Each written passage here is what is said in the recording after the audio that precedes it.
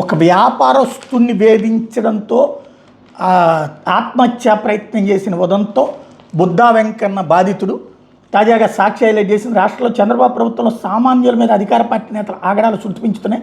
తాజాగా టీడీపీ విజయవాడ పశ్చిమ నియోజకవర్గ ఇన్ఛార్జ్ మాజీ ఎమ్మెల్సీ బుద్ధా వెంకన్న అల్లుడు కాండ్రేగుల రవీంద్ర వేధింపులు భరించలేకపోతున్నానంటూ విజయవాడ పాతబస్తీకి చెందిన వ్యాపారి గడ్డం సుమన్ మంగళవారం మధ్యాహ్నం ఆత్మహత్యాయత్నం చేశాడు.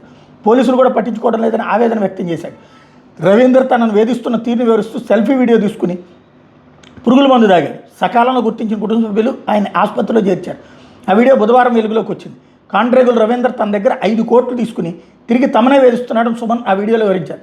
సార్, నా జీవితం నాశనమైంది, దానికి బుద్ధా వెంకన్న అల్లుడు కాండ్రేగుల రవీంద్ర కారణం. నేను ఆర్యవయస్సుని, నా దగ్గర 5 కోట్ల రూపాయలు తీసుకుని నాకు అన్యాయం చేశాడు. 4 సంవత్సరాల నుంచి డబ్బులు ఇవ్వకుండా నాపై నేను నిందలు మోపుతూ నన్ను ఇబ్బంది పెడుతున్నాడు. నా భార్య సంతకంతో చెక్కులు ప్రామిసరీ నోట్లున్నాయి, ఆమెకు నోటీసులు పంపారు. నా ప్రాణాలకు ఆనుందని 2 నెలల క్రితమే పోలీస్ స్టేషన్లో కేసు పెట్టాను. వాళ్ళు కూడా నాకు అన్యాయం చేశారు, అందుకే నేను చనిపోతున్నాను. నేను వైఎస్ఆర్సీపీలో 16 సంవత్సరాల నుంచి ఉంటున్నాను. జగనన్న నన్ను నా కుటుంబాన్ని రోడ్డును పడేసింది బుద్ధా వెంకన్న.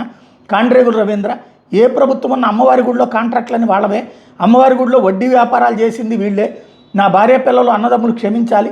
నా ఆరోగ్యం కుటుంబం అండదండలు కోల్పోయాను, దయచేసి నా కుటుంబానికి అండగా నిలబడండి అంటూ గడ్డం సుమన్ ఆ సెల్ఫీ వీడియోలో ఆవేదన వ్యక్తం చేశాడు. బుద్ధా వెంకన్న అల్లుడి నుంచి తనకు తన కుటుంబానికి ప్రాణహాని ఉందంటూ సుమన్ 2 నెలల క్రితమే విజయవాడ పోలీస్ కమిషనర్ కార్యాలయంలో ఫిర్యాదు చేశారు. తమను పదే బెదిరింపులు గురి చేయడమే కాకుండా కత్తితో పొడిచి హత్యాయత్నం చేసినట్టు ఆ ఫిర్యాదులో పేర్కొన్నారు. 2020లో కాండ్రేగుల రవితో కలిసి వ్యాపారం చేసిన సమయంలో ఆర్థిక లావాదేవీల నిమిత్తం ఖాతా వివరాలు ఇతర ప్రభుత్వ అనుమతుల కోసం అని చెప్పి రేణుకాదేవి సంతకాలతో 4 చెక్కులు తీసుకున్నారని చెప్పారు.